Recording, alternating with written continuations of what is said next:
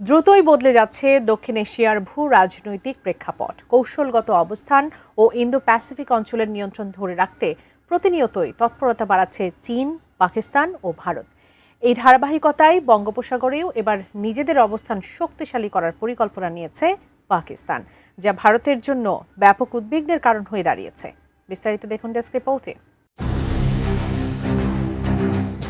আরব সাগরের বাইরে নৌবহরের কৌশলগত উপস্থিতি বাড়াতে, সমুদ্র নিরাপত্তা জোরদার করতে এবং ভারত মহাসাগরের বিশেষ অঞ্চল বঙ্গোপসাগরেও নিজেদের শক্তি বৃদ্ধি করার পরিকল্পনা নিয়েছে পাকিস্তান।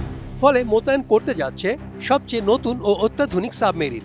বঙ্গোপসাগরকে দীর্ঘদিন ধরেই ভারত নিজেদের কৌশলগত এলাকা মনে করে আসছে, তাই বঙ্গোপসাগরে পাকিস্তানের সাবমেরিন যুক্ত হওয়াকে চরম হুমকি হিসেবে দেখছে নয়াদিল্লি।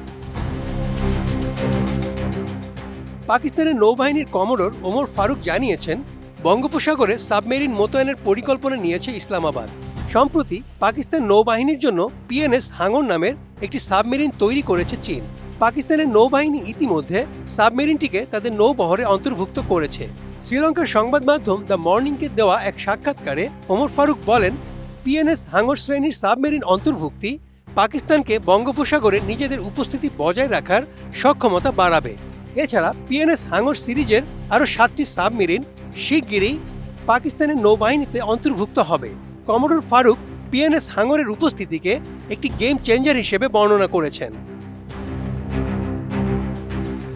সঠিক প্যাড আর সঠিক তথ্য দিয়ে এসব সামলে নিব এক হয়ে। Monalisa sanitary napkin. তিনি আরও বলেন, ইসলামাবাদ এখন আর শুধু নিজ উপকূলীয় প্রতিরক্ষায় সীমাবদ্ধ থাকতে চায় না, বরং ভারত মহাসাগরে আরও বিস্তৃত অপারেশনাল উপস্থিতির দিকে এগোচ্ছে, যা ভবিষ্যতে ভারতীয় নৌবাহিনীর সঙ্গে সরাসরি মুখোমুখি অবস্থার সম্ভাবনা তৈরি করতে পারে।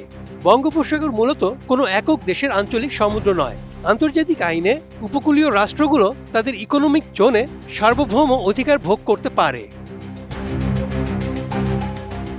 তবে বঙ্গোপসাগর ঐতিহ্যগতভাবেই এমন একটি এলাকা যেখানে ভারত উল্লেখযোগ্যভাবে ভৌগোলিক এবং কৌশলগত সুবিধা ভোগ করে আসছে। এছাড়া ভারতের পূর্বাঞ্চলীয় বাণিজ্য ও জ্বালানি পরিবহন পথগুলোর জন্য এই অঞ্চল ক্রমেই গুরুত্বপূর্ণ হয়ে উঠছে। ফলে ইন্দো প্যাসিফিক অঞ্চলে নৌশক্তির উত্থানের কারণে দেশগুলোর মধ্যে প্রতিদ্বন্দ্বিতা তীব্র হচ্ছে।